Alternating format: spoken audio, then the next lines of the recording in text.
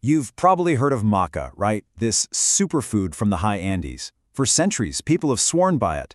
But is it all just hype? Is it just folklore? Well, what happens when you take an ancient remedy like that and put it under the microscope of a modern clinical trial? That's exactly what we're digging into today, a fascinating study from 2023. Okay, let's be real for a second. Getting older, it comes with some challenges, right? Some unwelcome changes. And a lot of us are looking for natural solutions. But the big question is always, do any of them actually work, or is it all just marketing fluff?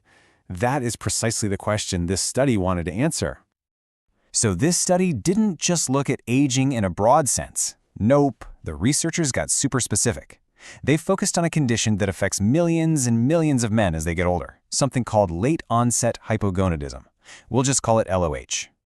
So what is LOH? Well, you can think of it as this kind of double whammy. First, you start feeling the symptoms of low hormones, and then your blood tests often confirm it with a drop in testosterone. It's a major challenge that modern medicine is really trying to get a handle on. And look, these symptoms aren't just words on a screen. This is real-life stuff. We're talking about a serious dip in your quality of life, feeling drained all the time. Your mood is all over the place. Your libido takes a nosedive, not to mention physical changes like losing muscle and gaining fat.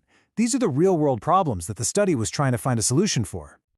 So the obvious question is, well, why not just use testosterone therapy? TRT. And that's a fair question. But here's the catch, and it's a big one. The study's authors make it really clear. Standard TRT can come with some scary risks, like a potential increase in prostate cancer, heart attacks, and strokes. And that is exactly why the hunt is on for safer alternatives. And that hunt for a safer alternative leads us right to the high mountains of Peru, and our contender, maca. So what exactly is this stuff? Maca is basically a super tough root vegetable. Fun fact, it's actually in the same family as broccoli. And it grows in these unbelievably harsh conditions, way up in the Andes. We're talking over 4,000 meters high. It's so well known for its health benefits that people started calling it Peruvian ginseng. For hundreds of years, it's been a go-to food and medicine in that region, with the reputation for boosting everything from energy to fertility. But, and this is the important part, tradition and folklore are one thing, science is another.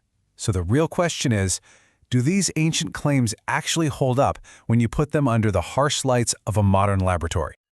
And to get a real answer, the scientists didn't mess around. They designed a study using the absolute gold standard of clinical research. Yeah, they didn't just give some people maca and say, so how do you feel? That's not science. They used a randomized, double-blind, placebo-controlled trial. Now, that's a mouthful, but the idea behind it is actually pretty simple and honestly brilliant. You have one group getting the real maca, another group getting a fake pill, a placebo. And the key part, nobody knows who's getting what. Not the participants, not even the scientists running the study. It's the absolute best way to eliminate bias and figure out if something really works. Okay, so here's how they set it up. They found 88 guys, all over 40, all with symptoms of LOH. They randomly split them into two groups. For the next 12 weeks, Group A got maca 3 times a day, and Group B got a placebo that looked exactly the same. And the whole time, the researchers were tracking everything, symptoms, blood tests, you name it, to see what happened. All right, so the 12 weeks are up. After all that rigorous testing, what did the science say? Did this ancient Peruvian superfood actually live up to the hype? Okay, let's dive into the results, because this is where things get really interesting. First up, let's look at the overall symptoms. They used a scale where a lower score means you're feeling better. And check this out, the maca group saw their scores drop by an average of more than 10 points. That's a huge improvement. The placebo group? Well, pretty much nothing changed for them. Okay, now for erectile function. For this one, a higher score is better. The maca group shot up by a massive 14 points. But here's the wild part. Look at the placebo group. Their scores actually went down. I mean, the difference here is just night and day. So to sum it up, after 12 weeks, it's pretty simple. The group taking maca saw significant improvements across the board. The placebo group, well, they didn't. In fact, on one key measure, they actually got worse. But this is where the story takes a crazy twist. This is the part that probably made the scientists' jaws drop. All of these amazing improvements, they happened without changing the men's testosterone levels at all.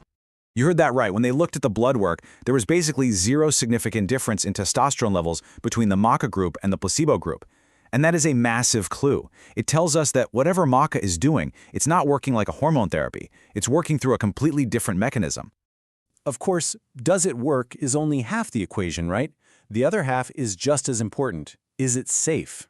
And on that front, the news was really good. There were no serious adverse events. A couple of guys had mild stomach issues, but that was it.